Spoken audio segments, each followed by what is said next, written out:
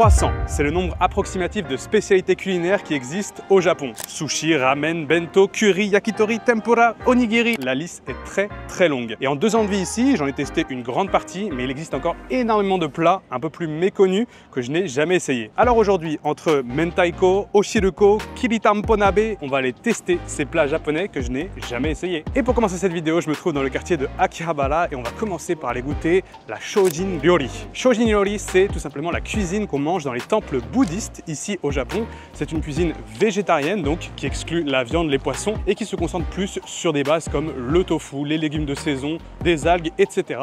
C'est une nourriture qui est extrêmement saine et qui est adaptée du coup aux moines bouddhistes qui sont eux végétariens. Et il paraît que c'est quelque chose d'assez délicat, assez doux, délicieux. Et on va aller tester ça. Il y a un restaurant qui réplique un petit peu cette cuisine et qui la remasterise un petit peu à une sauce plus moderne. Ça se trouve ici à Akihabara, c'est peut-être une bonne adresse pour les végétariens. En tout cas, moi, c'est la première fois que je vais goûter cette cuisine de temple bouddhiste. On est juste à la sortie de la gare JR qui se trouve là-bas et le restaurant est dans ce petit centre commercial. J'arrive devant le restaurant, normalement ça vient d'ouvrir.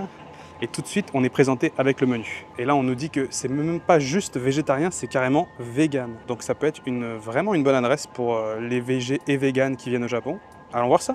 Alors j'arrive à peine dans le restaurant et on me présente avec un petit menu. On va voir un petit peu qu'est-ce qu'on va pouvoir choisir pour ce midi. Il y a vraiment pas mal de choix. Il y a du curry, il y a des udon, il y a même des karaage, donc une réplique de poulet frit mais avec de la viande de soja. Écoutez, je me choisis un petit menu et je vous retrouve quand ça arrive. Les amis, mon plateau vient d'arriver et j'ai commandé un petit peu tout ce qu'ils proposaient sur le menu pour avoir un assortiment de chaque petit plat et tester un petit peu tout ce qu'ils ont à offrir. Et déjà, c'est très coloré, c'est bien présenté, c'est beau, ça donne faim. Vous voyez, on a plein de petites coupoles qui ont toutes des formes différentes. C'est servi sur un beau plateau en bois avec des baguettes posées sur le petit repose-baguette. Et tout a l'air effectivement très sain, très simple. Et je pense que ça va être parfait pour commencer cette vidéo. On est tôt le matin, donc c'est un petit peu mon petit déj que je vais manger ici. Qu'est-ce qu'on a sur ce plateau? Alors c'est tout simple, la base de ce genre de repas c'est bien sûr une soupe. Ici c'est la soupe miso que vous connaissez sûrement. Un bol de riz, là on a le bol de riz avec les petites graines que j'aime beaucoup. Du coup il a cette couleur un petit peu violette, il est censé être un peu meilleur et c'est mieux pour la digestion il paraît. On a une salade verte avec une petite sauce et là on arrive sur des choses dont je ne sais pas ce que c'est. Voilà, tout simplement, j'ai une petite friture. Je ne sais pas ce qu'il y a à l'intérieur, c'est pas du poisson du coup, parce qu'il n'y a pas de poisson dans ce restaurant. Et je pense qu'il y a une sauce un petit peu miso qui a été mise par-dessus. On va tester ça tout à l'heure. J'ai bien sûr mon tofu qui est servi dans une petite coupole en forme de fleur magnifique, un peu verte comme ça. Et sur le côté, l'accompagnement principal, ce sont les karaage à base de viande de soja. Donc ça, c'est le côté un petit peu plus moderne que je vous disais tout à l'heure. C'est pas ce qu'on retrouve dans les temples bouddhistes, c'est plus le reste qu'on va retrouver. Mais ils ont voulu apporter cette petite touche de modernité qu'on retrouve dans la cuisine végane dans le monde entier. Et donc, je suis impatient de goûter ça. Sur le côté, on a encore une petite salade de pommes de terre qui a l'air plutôt fraîche, plutôt bonne. Et avec ça, je me suis commandé un petit café glacé. Les amis, à la vôtre. Le café est dégueulasse. Bon. Le café est vraiment pas bon. Par quoi commencer? Je pense que je vais commencer par la soupe, tout simplement. Voyons voir ce que ça vaut. Les amis, bon appétit. Itadakimasu. C'est pas la meilleure soupe miso que j'ai mangée au Japon, que j'ai bu pardon au Japon, loin de là. Elle est vraiment basique moins. Un poil déçu. Voyons voir le riz. Le riz est toujours délicieux au Japon. Ça c'est un truc, tant que vous n'aurez pas goûté du vrai riz japonais, on en trouve en France, hein, mais ça c'est dur, vous ne pouvez pas comprendre ce que c'est que le plaisir de manger juste du riz simple comme ça, sans rien. Moi, depuis que j'habite au Japon, j'adore manger juste un bol de riz sans rien. Ça paraît fou parce qu'avant j'aurais jamais fait ça, mais ici c'est très commun. La petite salade pour accompagner tout ça. Là par contre la vinaigrette est bonne, elle est un petit peu recherchée, on sent des notes de noix, il y a quelques petits poivrons jaunes à l'intérieur, ça pour le coup ça me plaît. Ce que je me demande depuis tout à l'heure, c'est qu'est-ce que c'est que ces petites croquettes, ces espèces de fritures que j'ai en plein milieu de mon assiette. Ça ressemble à ça, il y a une sauce légèrement marron par-dessus. Voyons voir ce qu'il y a à l'intérieur.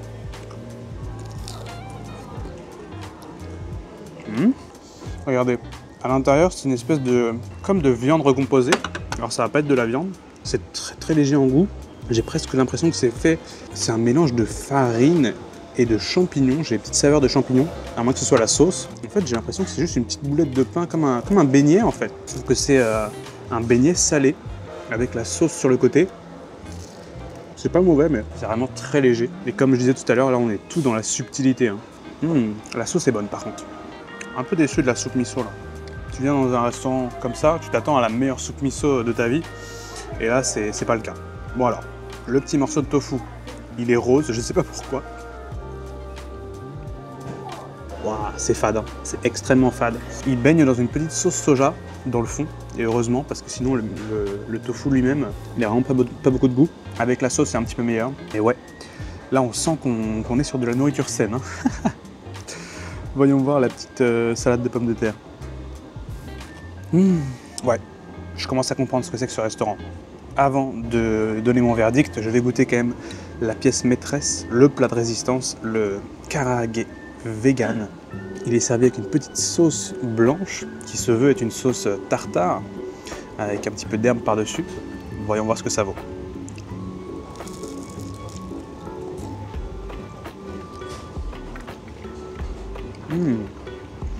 Alors, là où je suis très surpris, c'est la consistance. Ils ont réussi à l'intérieur à reproduire comme s'il y avait des morceaux de poulet, effectivement. Par contre, ça pêche énormément d'un point de vue du goût. La sauce est un petit peu acide. J'ai presque l'impression qu'ils ont mis de l'alcool dedans. Ça pêche énormément en goût. Ça fait illusion, mais pour moi, on est vraiment sur de la nourriture passable. Hein. Franchement, je suis un petit peu déçu. Et je pense que c'est pas tant la Shojin Ryori, donc la nourriture de temple bouddhiste, je pense que c'est plutôt ce restaurant qui essaie de plaire à une clientèle de végétariens, véganes, principalement des touristes. Et je pense que juste, c'est pas à la hauteur, quoi. Un petit peu déçu. En plus, c'était extrêmement cher. Là, j'en ai pour 3000 yens pour ce plateau entier. La nourriture de temple bouddhiste, il faudra tester ça une prochaine fois dans un vrai temple bouddhiste parce que là, pas terrible. Bon, vraiment dommage de commencer sur un échec pour cette vidéo, mais j'ai bon espoir qu'on remonte la pente parce que j'ai 2 ou 3 adresses qui devraient rattraper ça, notamment cette suivante. On se rend à Hatsune, qui est la plus vieille maison de thé de Tokyo. C'est un restaurant qui sert des desserts, du thé, des petites délicatesses japonaises. Il a été ouvert en 1837, donc il a presque 200 ans. Et la spécialité qu'on va aller tester, ça s'appelle le oshiruko, une soupe de pâtes d'haricots rouges avec des mochi à l'intérieur. Et c'est un dessert que je n'ai encore jamais essayé. Le restaurant se trouve juste ici, il y a un petit peu la queue, mais pas beaucoup. Je pense que ça devrait nous surprendre. Konnichiwa.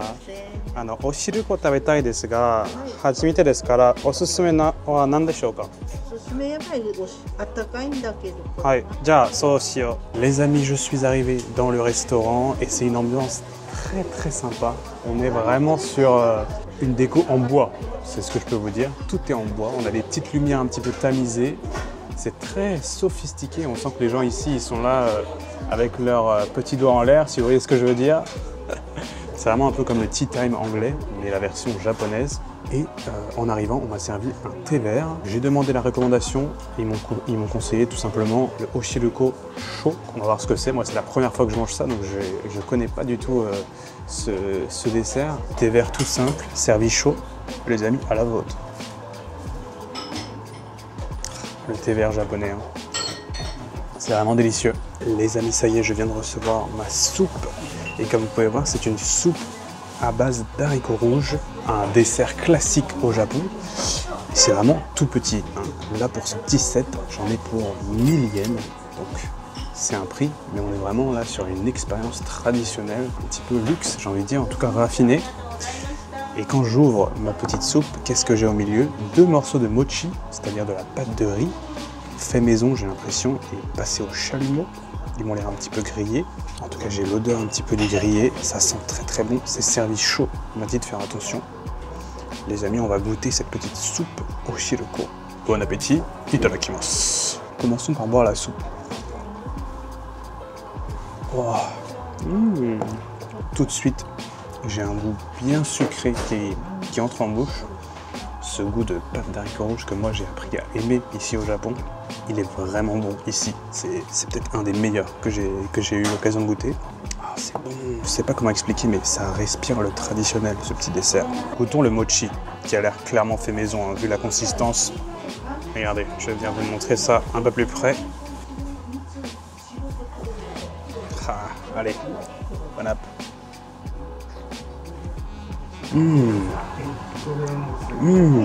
C'est léger en goût, mais la texture est incroyable. On a vraiment la texture mochi rebondissant. Le petit côté grillé, j'ai presque l'impression que c'est grillé au feu de bois, parce que ça a un peu le goût de pas de feu de bois. J'aimerais bien voir comment ils font ça en cuisine. C'est doux, c'est délicat. Pour un petit dessert comme ça, l'heure du thé. À côté, j'ai des petites herbes qui m'ont été servies avec. Ça a une odeur très forte. Je vais en mettre un tout petit peu pour goûter avec. Délicat, c'est vraiment le mot résume ce plat et ce restaurant. Oh, je viens de croquer la petite bille là. En fait, c'est une espèce de fleur. C'est un petit peu salé. Ça apporte vraiment beaucoup de goût. Je vais en mettre quelques-unes. Ce restaurant est ouvert depuis presque 200 ans et je comprends pourquoi. Ils ne tomberont jamais à court de clientèle. 850 yens, j'ai payé au final pour cette expérience et je suis tellement content d'avoir découvert cette adresse. C'est exactement pour ça que je fais ces vidéos, c'est pour trouver ces petites perles. Là, vraiment, c'était le meilleur dessert à la pâte d'haricots rouges que j'ai mangé au Japon. Point final. C'était tellement bien maîtrisé et pourtant si simple. J'adore. Pour cette prochaine adresse, je me retrouve à Ginza et on va aller tester une nouvelle spécialité. Cette fois-ci, on repasse sur du salé. On va aller goûter le Kiritampo Nabe. Alors les nabes au Japon, ce sont des espèces de fondus, en fait des bouillons dans une grosse casserole dans lesquels on met plein d'ingrédients. Et celui-là est originaire de Akita, la région tout au nord de l'île principale du Japon. Et dans ce plat, on retrouve des kiritampo qui sont en fait des bâtons de riz grillés puis mis dans cette soupe. Ça ressemble à ça. Je vous avoue que j'ai vraiment jamais essayé. C'est la première fois que je voyais ça en faisant les recherches pour cette vidéo. Je suis très curieux de voir quel goût ça va avoir. Il paraît que c'est un bouillon de poulet. Et après, il y a plein de légumes de saison à l'intérieur. Allons voir cette fameuse fondue japonaise. Alors, restaurant Flore. À mon avis, ça doit être par là. Allons voir. Ça, c'est toujours un truc marrant au Japon. Souvent, les restaurants se trouvent au sous-sol des gares, des centres commerciaux, des choses comme ça. Donc, on descend dans les petits souterrains et on se retrouve avec une rue de restaurants. Quand vous vous demandez où sont cachés tous ces restaurants à Tokyo, souvent ils sont au sous-sol. Voilà, c'est ça. Là sur le menu, je vois plein de sortes de plats. J'aperçois pas les kiritampo nabe. J'espère qu'ils l'ont. On va rentrer pour voir. Bon alors, je viens de commander et déjà ça a l'air d'être compliqué. Il n'y avait pas de kiritampo au menu. J'ai demandé s'ils avaient. Ils sont allés voir derrière pour demander au chef. Ils sont revenus plusieurs fois. Ils ont fait des allers-retours. Et a priori, j'ai fini par réussir à commander un kiritampo nabe. Déjà, c'est une spécialité. Il faut le vouloir pour le manger. Mais ici, on est bien dans un restaurant de spécialité de Akita. Comme je disais tout à l'heure, j'ai de la déco un peu qui montre différents endroits d'Akita. Donc, écoutez, j'attends de voir ce qu'ils vont me servir. C'est vraiment la surprise. Et les amis, nous voilà avec notre kiritampo nabe qui vient d'arriver. Et vous avez vu, ils m'ont allumé le feu sous mon petit bol, mon petit bouillon, ma casserole. Le plat principal, c'est le kiritampo nabe. C'est le bouillon avec les fameux kiritampo que j'ai du mal à avoir, mais c'est en fait des espèces de bâtons de riz, de bâtons de mochi, et qui sont grillés. Et là, on en voit un, par exemple, juste ici. Et ensuite, c'est trempé dans ce bouillon au poulet. Ça a l'air vraiment pas mal. Il y a plusieurs choses dans le bouillon. Il y a une espèce de boulette de viande, du chou, des légumes, des champignons. Et ensuite, en accompagnement, j'ai des petits tempura, un bol de riz, des sashimi et même du tofu. Donc autant vous dire que c'est un repas bien complet et je pense que je vais me régaler. On va commencer par la petite tempura sur laquelle j'ai mis un petit peu de sauce soja et j'ai l'impression que c'est un poisson blanc qui a été frit. Regardez, ça ressemble à ça. Et en général, c'est vraiment délicieux, ce genre de petite friture japonaise. Les amis, bon appétit. Itadakimasu.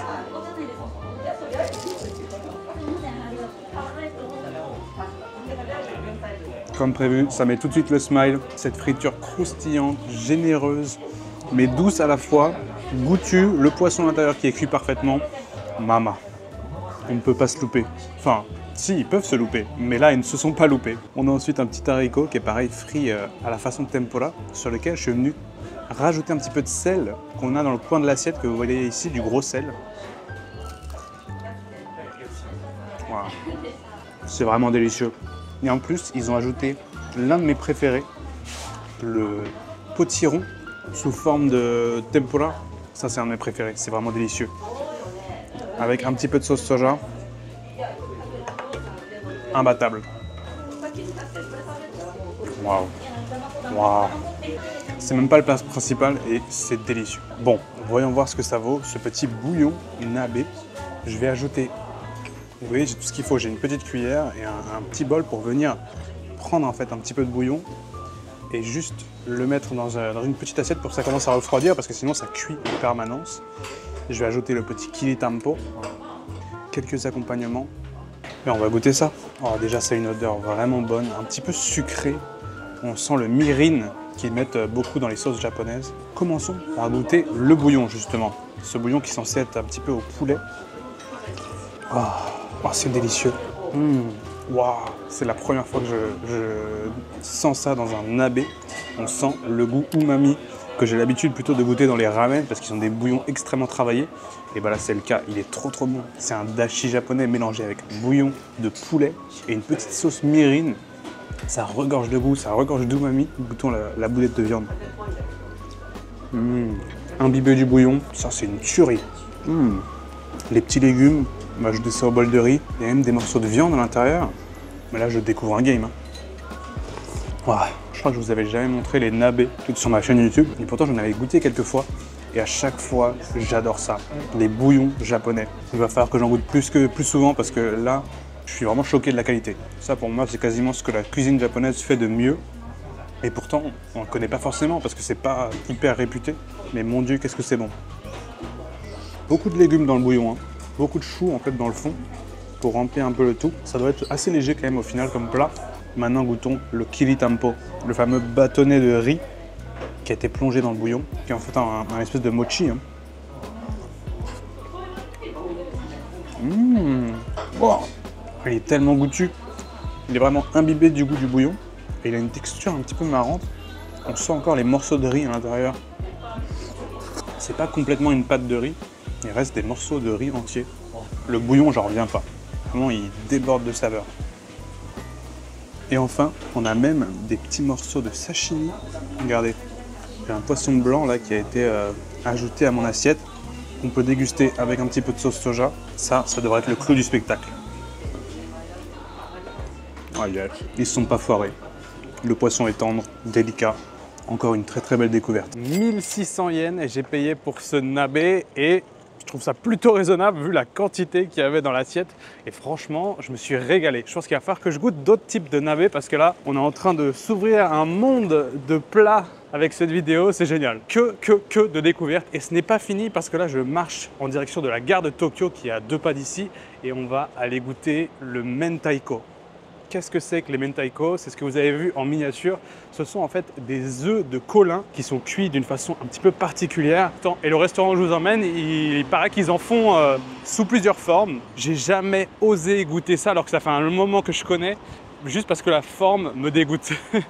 Mais écoutez, c'est l'occasion, c'est la vidéo pour. On va aller goûter le mentaiko.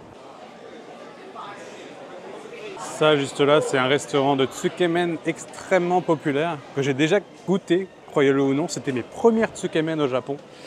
J'avais attendu au moins 45 minutes, 1 heure à l'ouverture. Et là, à mon avis, il y a 1h30 de queue facile.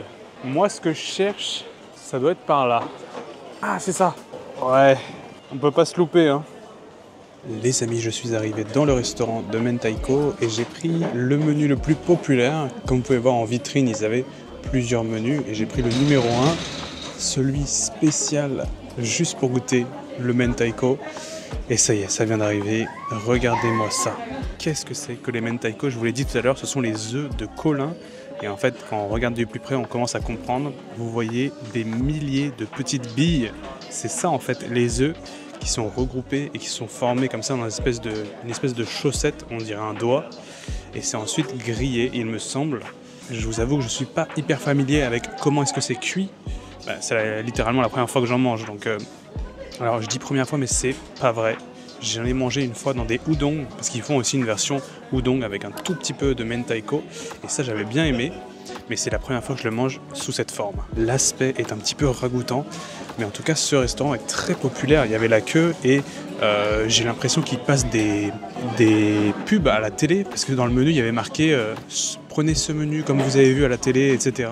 Bref, je suis le seul étranger dans ce restaurant. C'est principalement un plat qui attire les Japonais. C'est servi sur un bol de riz, comme vous pouvez voir, et comme on a l'habitude ici au Japon.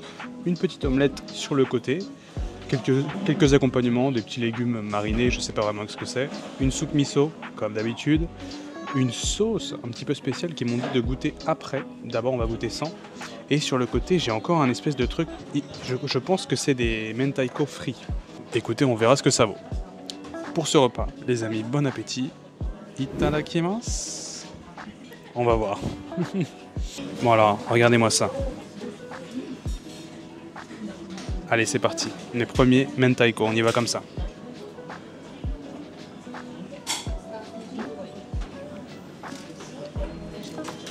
Waouh! La texture est extrêmement particulière. C'est épicé, bizarrement. J'ai l'impression d'avoir des petites fourmis dans la bouche. Ça bouge de partout, ça explose, mais c'est tellement petit. C'est des mini-explosions. Ça picote un petit peu sur la langue. Et en plus, comme c'est épicé, je m'y attendais pas. Le contour, je suis pas fan. C'est une espèce de... comme la peau d'une saucisse, vous voyez. Je sais pas exactement avec quoi ils font ça, mais c'est un peu j'ai du mal à la manger. Il faut la mâchouiller à la fin en fin de bouche. Le goût est pas mauvais. C'est un petit peu gras. C'est très épicé, en fait. Je m'attendais pas à ça. J'imagine que ça se marie mieux avec du riz. Seul comme ça, là, wow, c'est... faut aimer. Hein. Goûtons l'omelette. Omelette délicieuse, par contre. Passer de ça à l'omelette, ça fait du bien. Goûtons juste avec un petit peu de riz pour voir si ça se marie mieux avec du riz. Mais littéralement, on dirait un morceau de doigt. Hein. Regardez, on dirait que je me suis fait couper un doigt et qu'ils l'ont mis dans mon assiette, quoi. Goûtons avec du riz. Effectivement, ça prend plus de sens avec du riz.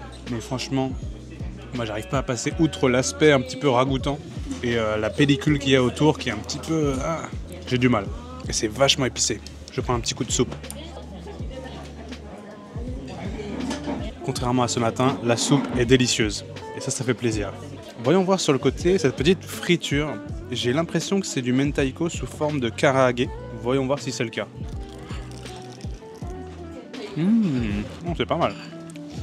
C'est en fait un gâteau de poisson, donc du poisson reconstitué, avec des petits mentaiko à l'intérieur. Mais comme c'est beaucoup plus dosé, il y en a beaucoup moins, c'est bien meilleur. Je vois de l'oignon également. Ça se mange très très bien.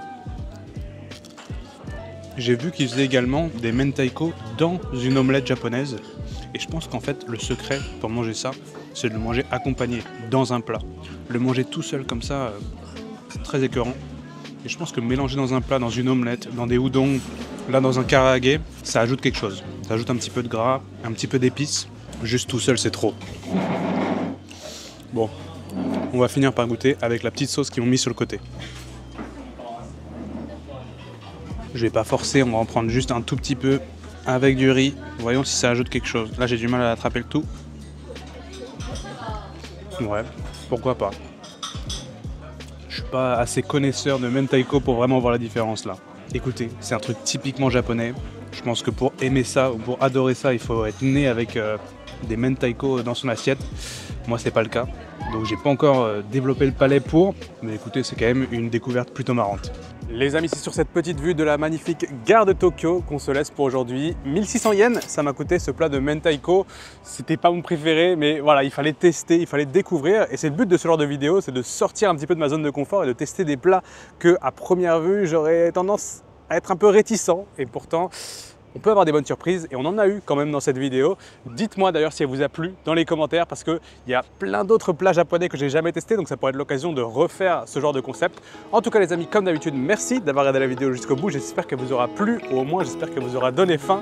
Et comme d'habitude, je vous dis à la semaine prochaine pour une autre vidéo. D'ici là, portez-vous bien et ciao!